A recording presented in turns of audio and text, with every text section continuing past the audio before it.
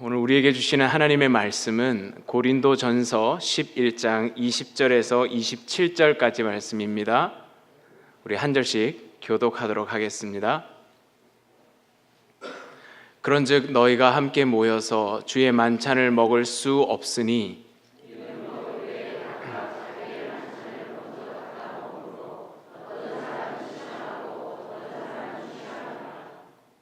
너희가 먹고 마실 집이 없느냐? 너희가 하나님의 교회를 업신여기고 빈궁한 자들을 부끄럽게 하느냐?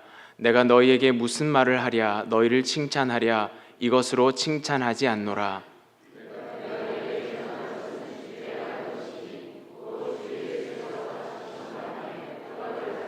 축사하시고 떼어 이르시되 이것은 너희를 위하는 내 몸이니 이것을 행하여 나를 기념하라 하시고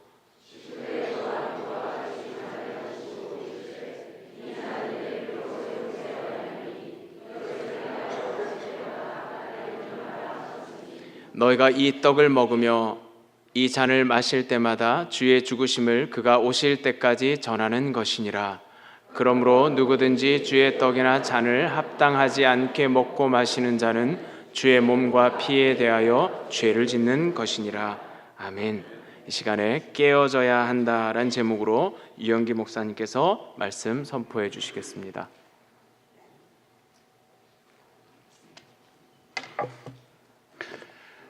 저희가 미국에 이민 와서 살면 문화, 언어의 차이로 인해서 고생할 때가 참 많습니다.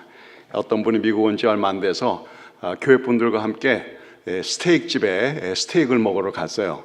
가면 다 주문하고 나면 꼭 묻잖아요. How do you like your steak?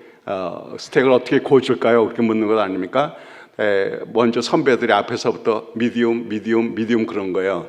새로 오신 분이 그 얘기를 듣고는 그럼 나는 large 그랬대요. 참 이 언어 문화 이 차이 때문에 고생할 때가 참 많고요. 또 말 제대로 못한다고 알게 모르게 차별당하는 때도 있습니다. 오해 차별 있는데 기분은 나쁜데 항의하려고 해도 말이 잘 안 되니까 속만 답답한 그런 경우가 많죠. 사실 차별하면 안 되는데 그렇게 차별받는 경우가 있어요. 반대로 한번 스스로에게 물어보십시다. 나는 다른 사람들을 차별하지는 않는가? 그 사람이 갖고 있는 어떤 소유라든지 배경이라든지 학력이라든지 혹은 인종 같은 걸 가지고 우리 한국 사람들은 지연, 학연, 혈연 되게 중요하게 생각합니다. 그거 안 되면 또 좀 차별하는 그런 경향도 있어요. 사람이 살면서 자기 마음에 맞고 박자가 잘 맞는 사람과 잘 지내는 건 어렵지 않죠.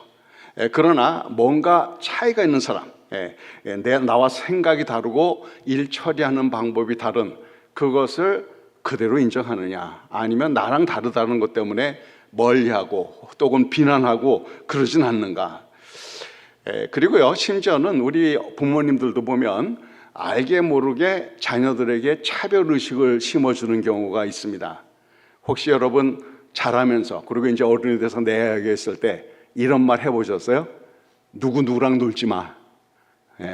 누구랑 놀지 마. 그 집 부모가 마음에 안 들든지 미국 같으면 얼굴 색깔이 다르든지 어떤 이유 때문에 누구랑 놀지 마. 이건 결국은 차별하라는 얘기거든요. 자, 물론 이런 알게 모르게 차별의식은 다 있습니다. 그런데 심지어는 교회에서조차 이렇게 차별이 있고 서로 그것으로 인해서 갈등이 있으면 참 문제가 되겠죠. 이 차별하면 관계가 깨어지게 되어 있습니다. 서로 차별 없이 대해야 좋은 관계가 유지되지 차별하면 관계가 깨져요. 무난했던 관계도 차별하기 시작하면 깨어집니다. 자, 오늘 본문 말씀 내용은 성찬 예식에 관한 내용인데요. 사도 바울이 성찬식을 어떤 마음으로 어떤 자세로 이걸 대하느냐 말하기 전에 그 당시 고린도 교회에 있었던 차별의식을 지적을 하고 있습니다. 그들의 잘못된 관행을 지적하면서 그것을 고쳐야 한다. 제대로 만찬에 참석하려면 그래야 한다라고 말하는 거죠. 여러분 아시다시피 초대교회 때는 거의 매일 서로 모였습니다. 예배하러 모여서 꼭 빠지지 않는 것이 성찬이었어요. 우리 뭐 이런 격식을 갖춘 것이었지만 그때는 사실 같이 먹는 것이 성찬이었거든요. 자, 그런데 문제가 뭐냐? 교회마다 좀 잘 사는 사람이 있고 못 사는 사람이 있을 거 아니에요. 자, 잘 사는 사람들은 여유가 있죠. 그러니까 미리 감치 아주 일찍 교회를 옵니다. 먹을 거 잘 차려 갖고 와요. 이제 사서 나눠 먹으려고 옵니다. 오면 먼저 온 사람들은 다 살만한 사람들이에요. 삶에 여유가 있으니까 미리 감치 오는 겁니다. 그리고는 자기들끼리 만찬을 먹고 그냥 포도주도 마시고 해가지고 건화해지는 거예요. 그러다가 못 사는 사람들, 종살이를 하거나 농사를 하거나 육신으로 일을 해야 되는 사람은 일을 마치고 이제 헐레벌떡 늦게 좀 옵니다. 오면 자, 워낙 이 같이 먹는 만찬이라는 것이 가난한 사람들이 그 음식을 베풀 수는 없잖아요. 그러니까 돈 있는 사람들이 갖고 오는 건데 어떻게 됐습니까? 미리 온 사람들끼리 자기들끼리 신나게 먹고 마시고 건하게 취했는데 나머지는 찌끄레기, 찌꺼기 요즘 말로 말하면 그런 거예요. 따지고 보면. 그러니까 이 성찬 예식이야말로 정말 하나 되게 하는 예식인데 거기서부터 이런 차별이 생긴 겁니다. 돈 있는 자와 없는 자가. 그러니까 이제 문제가 생겼다는 거예요.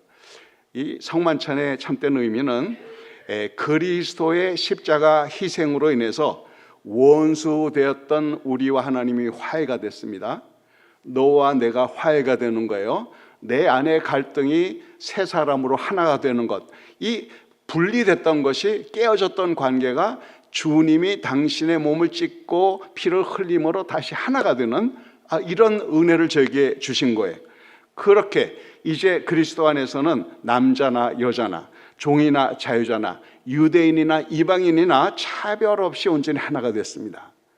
그래서 성찬식은 바로 그러한 주님의 공로, 십자가의 공로를 셀레브레이트하는, 우리가 기억하고 함께 참여하는 귀한 예식인데 그 말이 고린도 교회에서는 그렇게 하나가 되어야 할 것이 차별로 오히려 깨어지는 관계, 이렇게 돼버렸다는 거예요. 자, 참 이 차별을 하게 되면 너와 나의 관계가 깨지게 됐어요. 어떤 이유든지 간에. 그리고 화목이 깨어지는 것이죠. 그리고 무엇보다도 상대방만 상처를 받는 것이 아니라 차별을 하면 차별의식이 우리의 인간성이 파괴가 됩니다.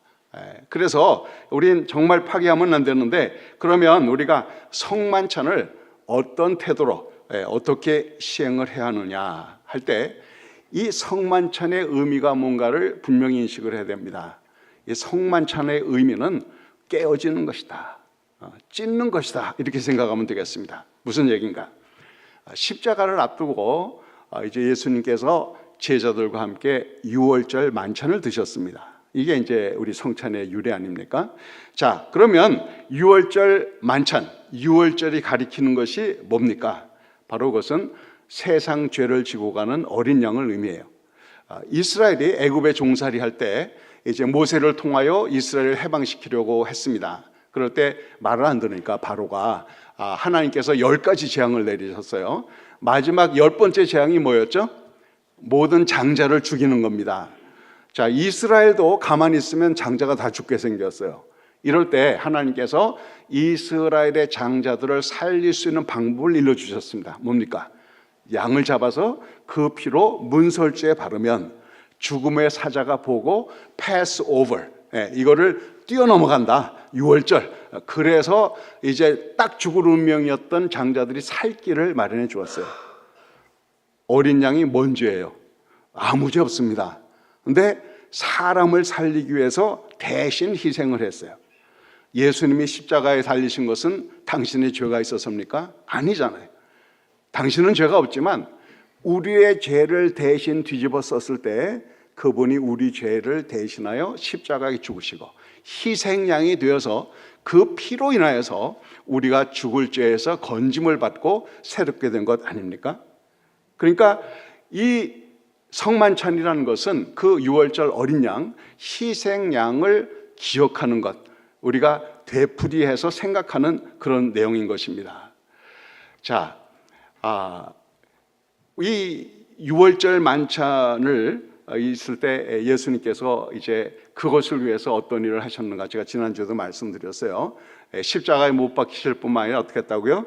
당신께서 39대의 채찍을 맞으셨습니다. 그 채찍을 맞으면 덩어리가 다 헤어진다 그랬어요.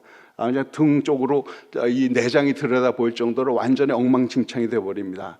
그야말로 당신의 몸을 깨버린 거예요. 찢어버리신 겁니다. 그렇게 죄 없는 분이 대신 희생을 함으로 인하여서 우리에게 생명을 주셨죠. 당신이 깨어짐으로 깨어진 너와 나의 관계가 회복되고 하나님과의 관계가 회복될 수 있도록 그렇게 희생을 하신 거예요. 우리 이제 보통 예수님의 십자가를 생각하면 어떤 분들은 이렇게 생각해요. 뭐 예수님 십자가에 돌아가시기 전에 3일 만에 부활할 거 다 말씀하셨는데 뭐 이렇게 죽음을 두려워했을까? 그죠? 십자가에 돌아가시기 전에 겟세마네 동산에서 땀이 핏방울이 되도록 애쓰고 힘쓰고 하면서 기도하셨잖아요. 그럴 때 기도하신 내용이 뭡니까? 할만하시거든 이 쓴 잔을 내게서 물리쳐 주옵소서. 왜 그것이 쓴 잔이었을까요? 자, 여러분 우리 살아가면서 죄책감 때문에 괴로워해 본 적 있으세요? 자기의 잘못으로 인하여서 있을 거예요, 그죠? 적어도 양심이 살아있다면. 자, 나 하나의 잘못과 실수로 인하여서 가슴이 아픈데 예수님께서 십자가에서 죽으실 때는 온 인류의 죄를, 그러니까 아담 이브 후에 태어나고 죽은 모든 인류의 죄를 다 뒤집어 쓰신 거예요. 그 죄책감, 그 아픔, 그 괴로움이 얼마나 쓴 잔이었을까.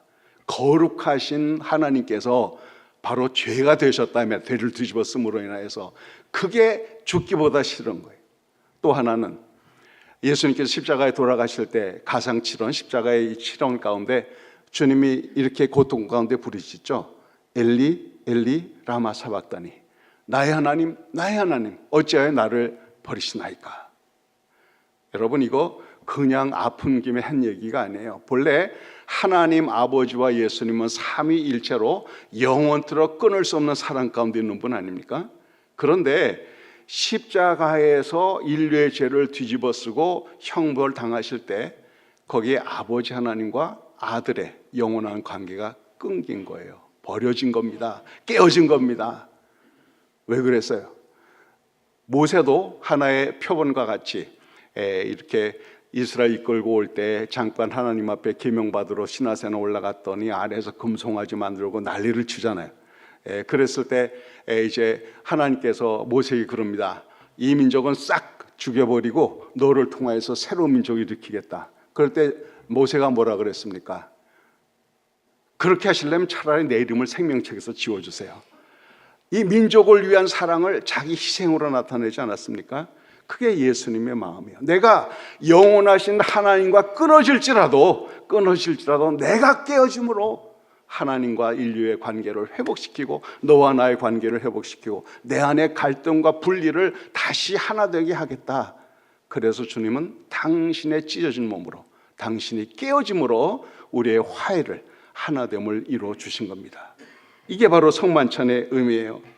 그래서 그것이 바울이 예수님께로부터 받아 우리 사람들에게 전해준 겁니다. 오늘 본문 말씀 23절에 보니까 내가 너에게 전한 것은 주께 받은 것이니 곧 주 예수께서 잡히신 밤에 떡을 가지사 축사하시고 떼어 이르시되 이것은 너희를 위하는 내 몸이니 이것을 행하여 나를 기념하라 하시고. 자, 여기 보면 이것은, 이 떡은, 빵은 너희를 위한 내 몸이다. 이것을 행하여 기념하라 말씀하셨어요. 이것을 행하여 기념하라는 이 기념한다는 것이 과연 어떤 뜻인가? 어떤 뜻인가? 어제 그저께 3월 1일이 특별한 날이었죠.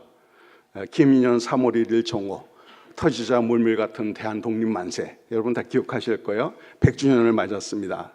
자, 그런데 우리가 삼일절을 기념한다 할 때는 어떻게 생각해요? 무슨 뭐 예시도 꼭 갖고 뭐 몇 번 묵념도 하고 하면서 유관순 다들 그 양반 한참 오래된 할머니인데 다 누나야 아직도 유관순 열사를 기억하고 뭐 이거 기념한다고 생각해요. 그거는 그냥 과거에 있던 사실 그랬었지 하고 상기하는 것뿐입니다. 그런데 과연 이 성경에서 말하는 기념한다는 것은 그런 정도인가? 2000년 전에 예수님이 십자가에서 왜 돌아가셨지? 그러면 성찬식을 하면서 그거를 그냥 상기해보라 그런 뜻입니까? 자, 여기 이제 보면 이 세 번역, 우리 가진 개역 성경 말고 세 번역에는 이렇게 되어 있습니다. 이것은 이 떡을 말하는 거예요. 떼면서 이것은 너희를 위하여 깨어진 내 몸이니 이것을 행하여 나를 기억하라 이렇게 되었습니다. 영어로 뉴 킹 제임스 버전은 이렇게 되었습니다. This is my body, which is broken for you. This do in remembrance of me. 거기 보면 do this, this라는 이것이라는 것이 그냥 성찬 예식이라는 예식을 하라 그 얘기인가? 아니면 This is my body, 예수님이 하신 말씀입니다.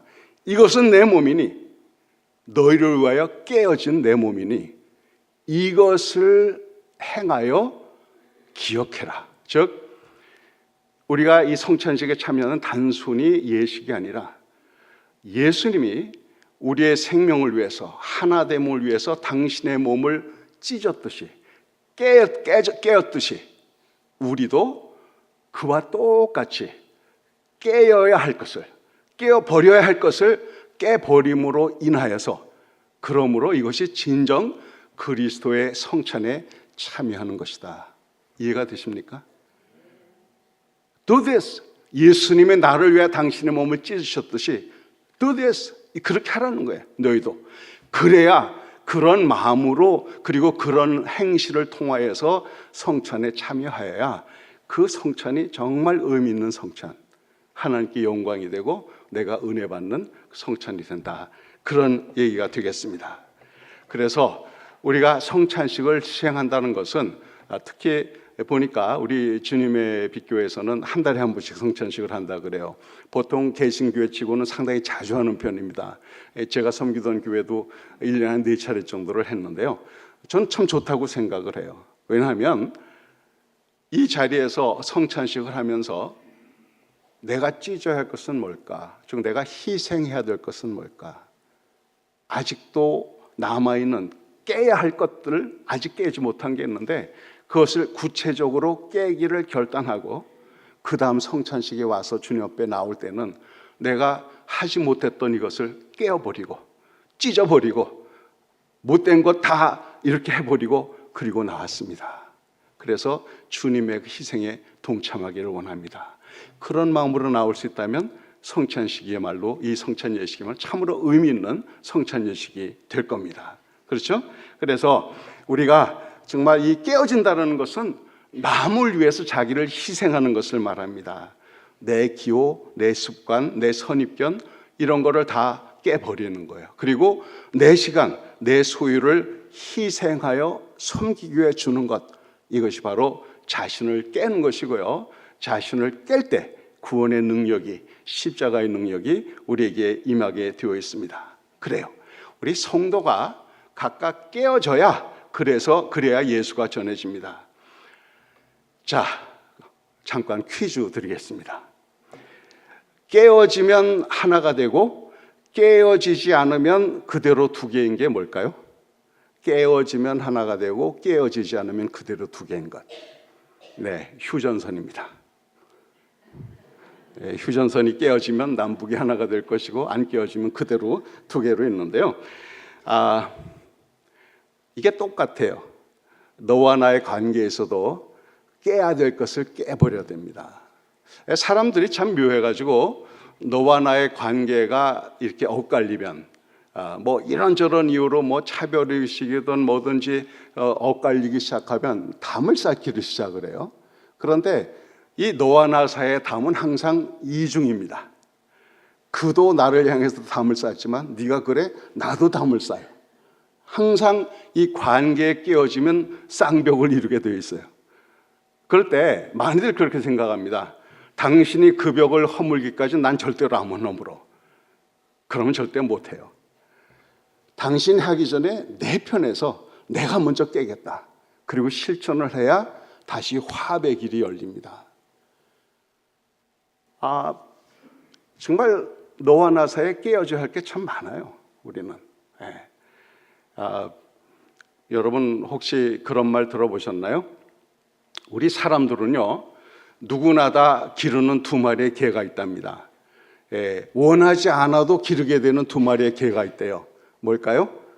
선입견과 편견이라는 개 두 마리.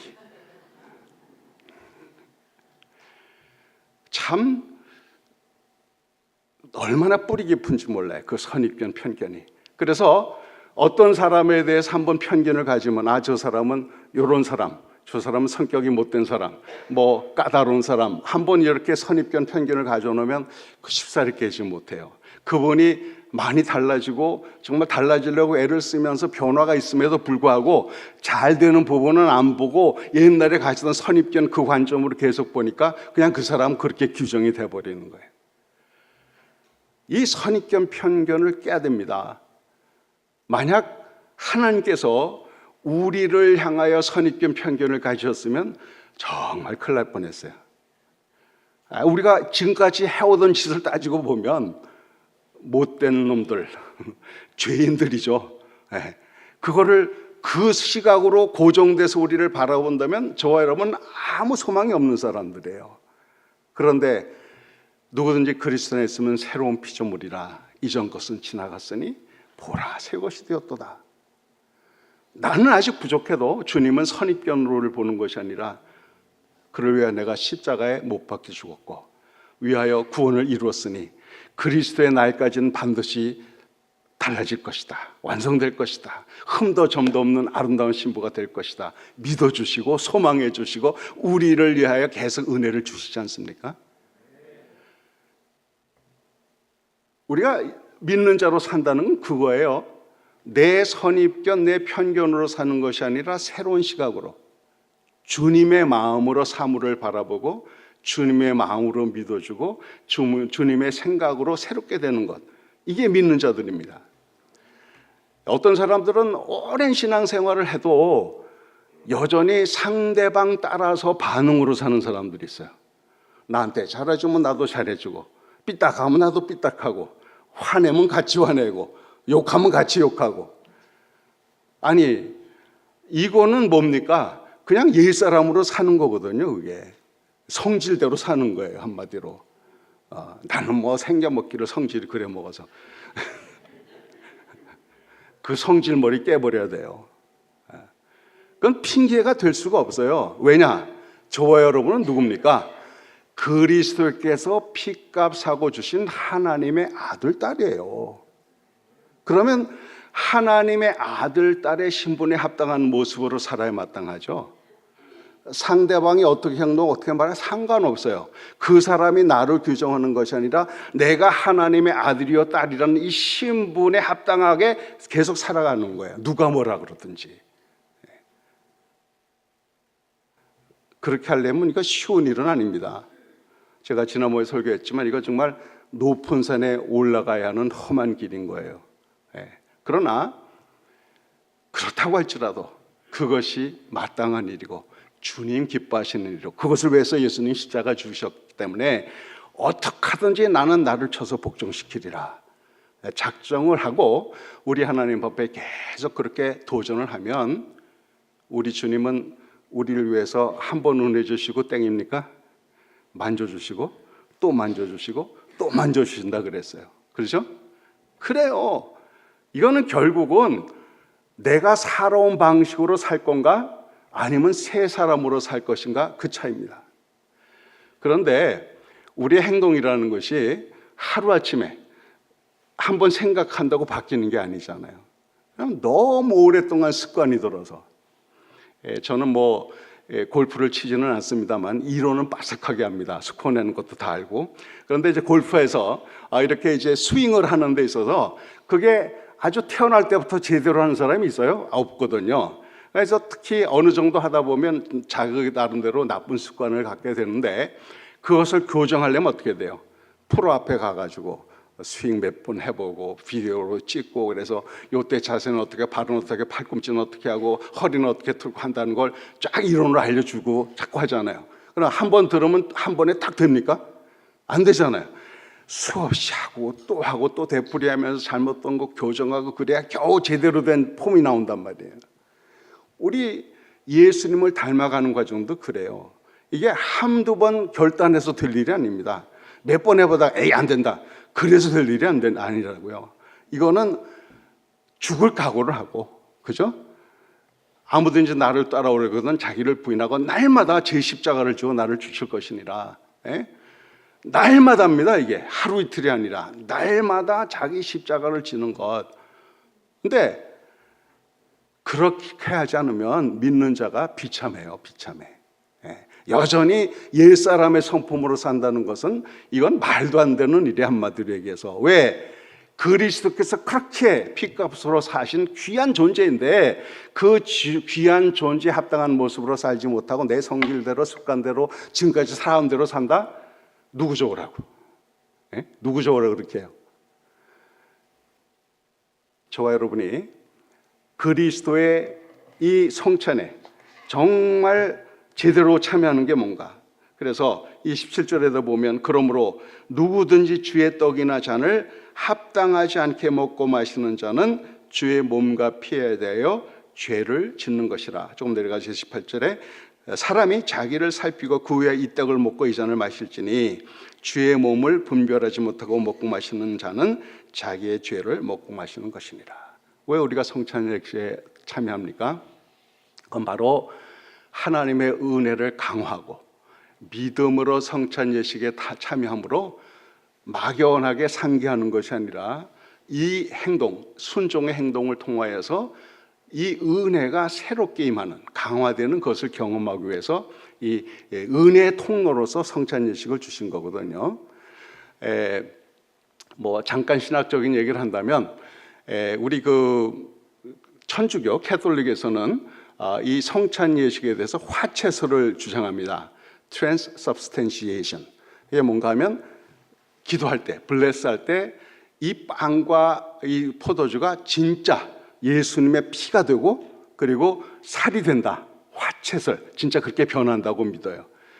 그래서 너무 귀한 거니까 이제 캐톨릭에서는 성도들한테 동글 납작하니 떡만 조금씩 주죠. 뭐 어떤 사람 손으로 봐서 먹고 어떤 사람은 한번 주고 이렇게 하는데 그 다음에 이 포도주는 어떻게 할까요? 예수님의 피잖아. 흘리면 안 된단 말이에요.